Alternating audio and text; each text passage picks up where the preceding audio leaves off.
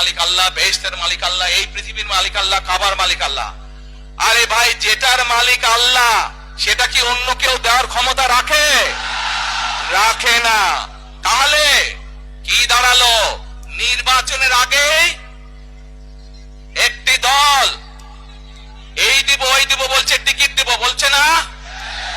যেটার মালিক মানুষ না সেইটার কথা যদি সে বলে, এক শিরকি করা হচ্ছে, হচ্ছে না? যার মালিক আল্লাহ, যার অধিকার শুধু আল্লাহর একমাত্র, সবকিছুর অধিকার উপরে আল্লাহর অধিকার। কাজেই আগেই তো আপনাদেরকে ঠকাচ্ছে, নির্বাচনের ফলে তাহলে কেমন ঠকাবে আপনাদেরকে বোঝে নেবার। শুধু ঠকাচ্ছেই না মানুষকে, যারা মুসলমান তাদেরকে শিরকি করাচ্ছে তারা, নাউজুবিল্লাহ। প্রিয় ভাই বোনেরা, কেউ কেউ বলে অমুককে দেখেছি, তমুককে দেখেছি, এবারে একে দেখেন।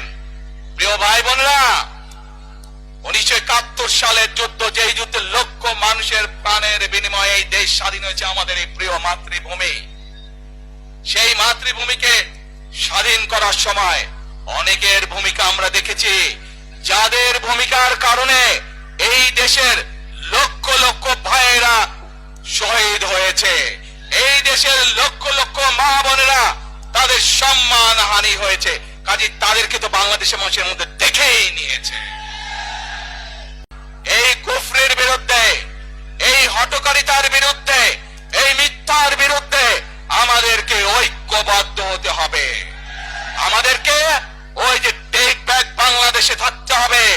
আমরা দেশকে স্বৈরাচার থেকে মুক্ত করেছি, এখন মানুষের অধিকারকে প্রতিষ্ঠিত করতে হবে। শুধু ভোট, শুধু কথা বলার অধিকার প্রতিষ্ঠিত করলে হবে না, মানুষকে স্বাবলম্বী করে নিজের পায়ে গড়ে তোলার ব্যবস্থা করতে